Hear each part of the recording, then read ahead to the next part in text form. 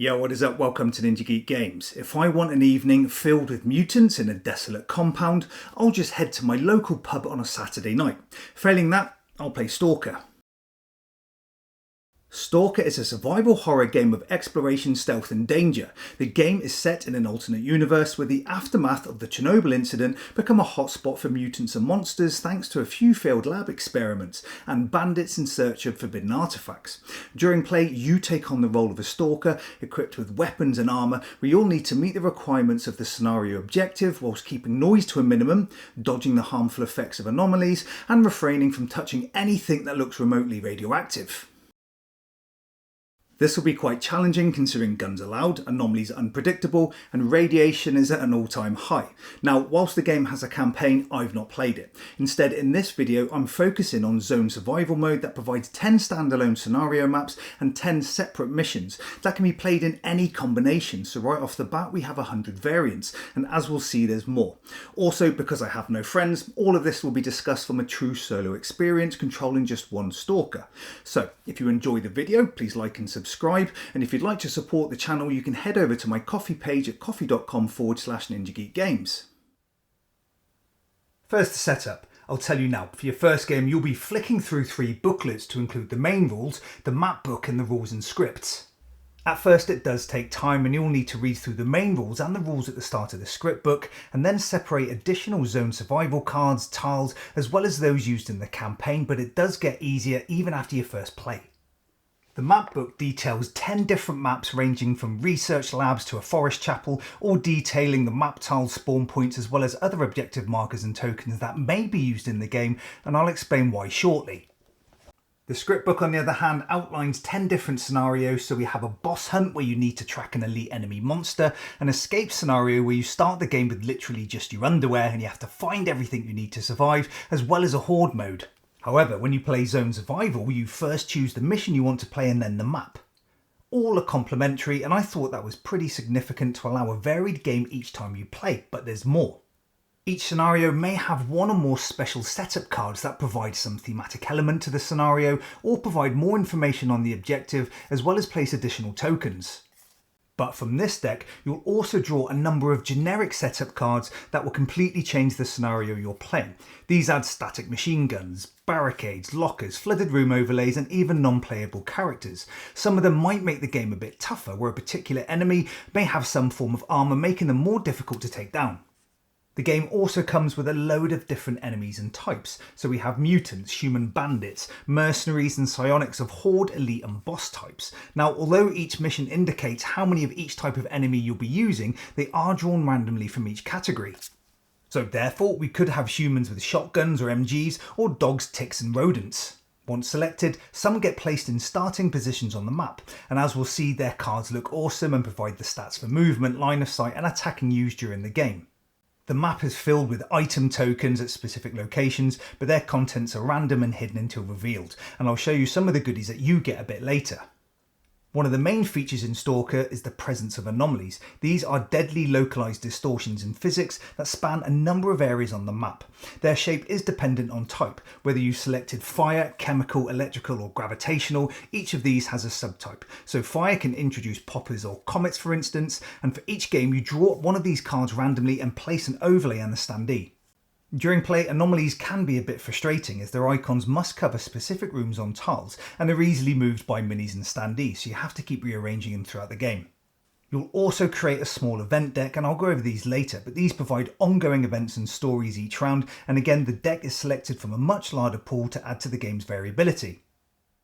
That's just mission and map setup. I was quite impressed with the variability you get where you can actually play the same mission on an alternate map and it feels a different game. This is because of the enemies present or the different setup cards that are drawn that alter the map in some way. One game you've got an abandoned stalker camp and the next you get to place sandbags for better defence in areas of your choosing. Pretty cool. Once you've played one game, setup is pretty straightforward, plus 90% of the zone survival components, whether it be cards or room tiles and overlays, have a camo background so it's easy to sort them from the campaign components, which is a nice touch. Right, I'm impressed with the setup, but this is where the game shines: character selection. First, you get 12 stalkers to choose from. Each has their own stalker card with shooting stats, health and special abilities. You don't get 12 minis, instead you choose the coolest looking one, and that represents your character on the map, but now you get to equip them. Each mission details how much money you get to spend on your character. Some scenarios are very generous, and other times you feel you're scraping the barrel of a shotgun. Boom! We've got weapons, attachments, armour and items, as well as artefacts that you can take into the zone.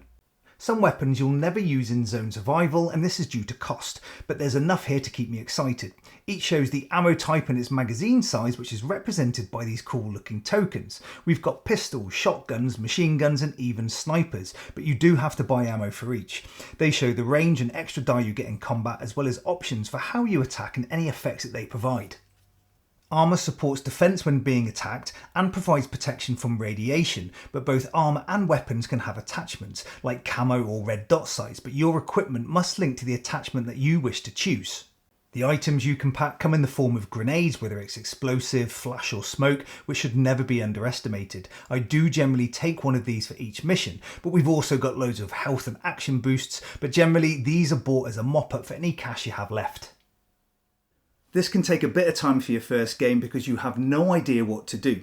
You'll likely go in armed to the teeth with guns and ammo, but it does depend on the scenario and you live and learn. I've actually found that the attachments, armour and items are really valuable. Regardless, this is a fun part of the game and better if you know the system already, but the individual stalkers are great, all having different strengths. I don't really have a favourite and sometimes I just draw randomly.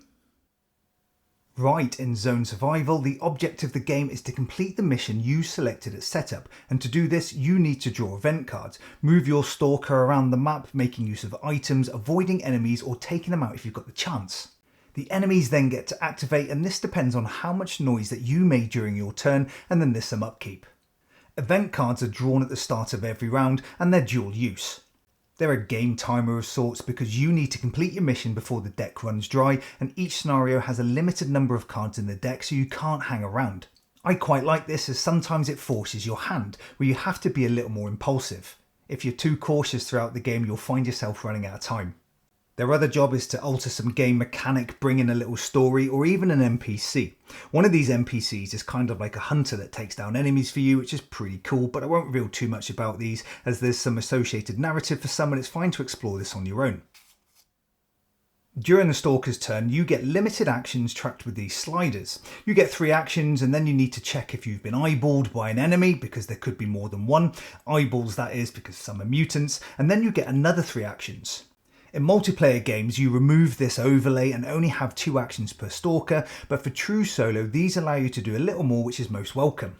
You'll have main actions and free actions, and every time you take a main action, you move one of these sliders down. Actions include moving, attacking, using items, and reloading your weapon. You can move up to 3 spaces with one action, where you can enter rooms and even jump through windows. Some areas are impassable, which means you can't move through them, and others are contaminated with radiation, which can cause you to reconsider your route. It might be out of line of sight of an enemy, but you could end up with a high dose of radiation. When you move over contaminated areas, you need to increase the radiation dosage on your Geiger counter. That'll have repercussions later in the game, so you need to consider your route carefully. Also, this radiation is potent because just taking an action on a space that's contaminated will also increase the dosage. Now, all enemies have a line of sight, and the range and the direction is dependent on the enemy type, where you'll need to refer to the enemy cards as a reminder. If you move through an enemy's line of sight on your turn, you'll need to place your attention marker on the board, which gives them some idea of your whereabouts. If you then continue moving with other actions, the attention marker may follow you. It's a bit like a homing beacon. But if you're able to move about unseen, then the attention token gets placed yellow side up, which means the enemies are not really bothered. You can opt for a careful movement if you're completely out of sight, and here you don't place your attention token, but you won't get very far doing this. This whole concept of movement, attention and hiding is very thematic and tense, especially when playing solo because you feel so alone. Taking the long way round and darting through windows or trying to avoid radiation becomes a critical part of the game, and I liked having these tough choices as each has its risks. However, determining the range and the line of sight of enemies for your movement can be a pain. Range is fine, but for line of sight you need a bit of practice because your stalker can appear hidden, but it does depend on the shape and the size of the map areas between them and the enemies. Some enemies have short range behind them and others have infinite range in front and to the sides, and for your first few games you will be referring to the enemy cards often, and this can slow the game a bit. As the enemy standees only have artwork on one side, it's not always easy to keep track of which enemy is which without having to pick them up and turn the standees, in which case you sometimes forget which way it was facing in the first place. If you move over any anomaly overlays, you'll need to roll a special die and consult the anomaly card. Each of the icons on the overlay provides the same effect, but they all have a different success rate on the die. These result in a big loss of health for your stalker. You can use actions to throw bolts onto these icons, and any other entity that is stalker or enemy on the icons cover it, meaning the symbol can be ignored if it appeared on the roll. These bolts can also be thrown as a distraction that provide a decoy by moving your attention marker, which is pretty cool, and this can activate some enemies, and I'll go over this in a bit. Anomalies can also hide powerful artifacts that you can attempt to claim, but it's risky business because you have to get way too close. These artifacts provide actions and abilities for your stalker and are well worth the effort. These artifacts sit on your PDA but provide a constant dosage of radiation, although you can equip containers to reduce this. Some are very overpowered, providing huge health regeneration, extra dice in combat or defense, and even free actions. I like this concept of risking so much to get these, and each anomaly type, whether chemical or electrical, has its own set of item cards. Combat is also an action, and again this is done very well. You can sneak around and creep up behind an enemy and attack with a knife. Again, this is risky, but it saves ammo and is quiet. If using an equipped gun, you need to check for range, your stalker's capabilities, any bonuses, and the attack type if there's more than one option on the weapons card. All of these cost one or more ammo tokens, where if you run out, you have to reload.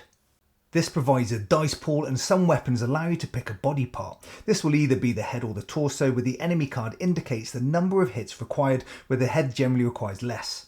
A little push of luck because a successful headshot results in a wound, but if you miss you might not then get another shot.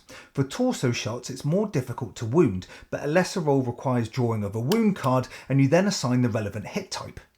This could pin the enemy that prevents its activation, or expose them, which makes it easier to wound later, so you're likely to get something.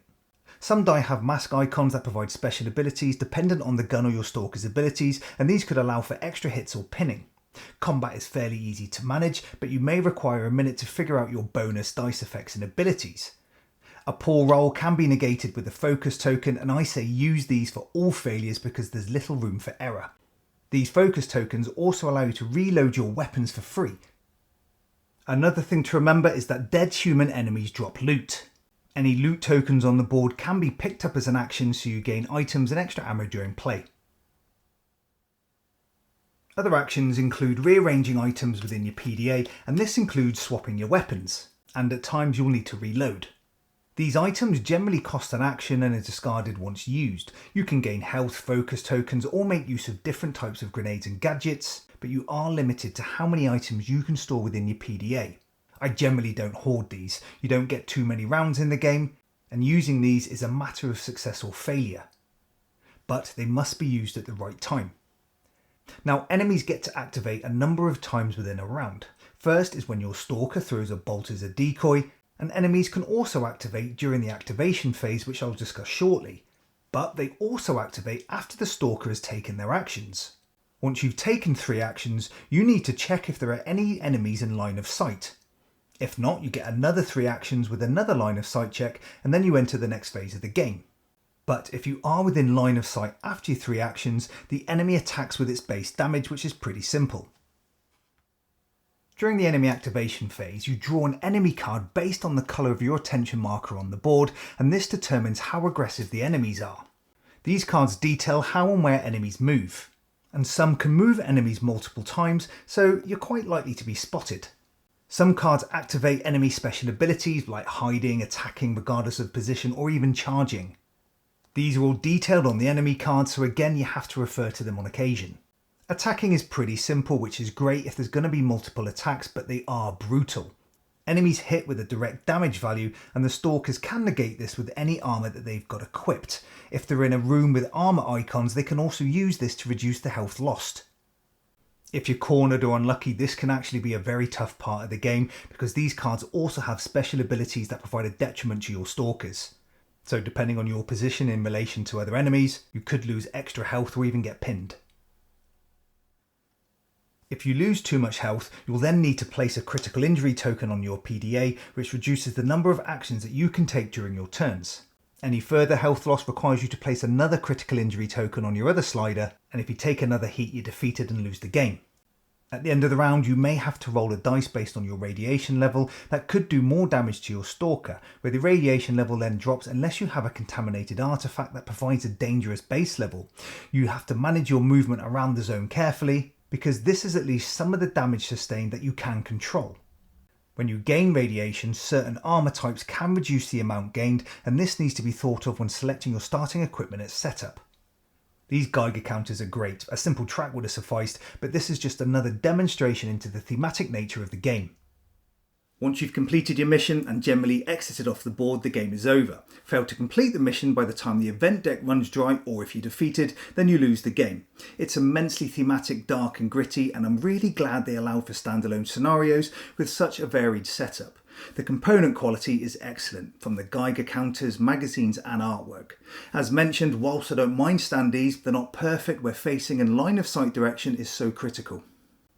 It does feel a lonely game, and that's perfect. By this I mean Stalker brings out a tense environment where you really feel isolated and you can't waste your actions. Yes, you get 6 actions around, which feels a lot, but after every 3 you better make sure you're out of line of sight. Therefore, if combat is your last action in either of your turns, you need to make sure you at least pin or defeat your target. Failing that, smoke grenades are pretty useful as they block line of sight where thrown. Yes, it is fiddly assessing line of sight every time you pass an enemy, but if you learn the enemy type stats at setup, this does help. Which brings me to setup. Long in the first instance, but at least enjoyable as you're selecting your mission, map, environment cards and character items and weapons, and there's a huge amount of content in the base game. I like that if you're risky, enemies attempt to hunt you down where humans can jump through windows after you. Also, certain events and setup cards require reading some script or narrative, so you have some small story elements as well. Enemies may spawn onto the map mid-game, so you have to be mindful as you can sometimes be led into a false sense of security, but this is often short-lived. Overall, a fantastic survival horror game with some nice combat mechanics and tense moments. It works very well for true solo, although you might find there's a lot to keep track of. It's incredibly immersive, and you'll find you're mostly on the back foot, and that's the point. It can be tough, or you can be unlucky, but it's still well worth playing. I hope you enjoyed the video. Don't forget to like and subscribe. This is Ninja Geek Games. Cheers.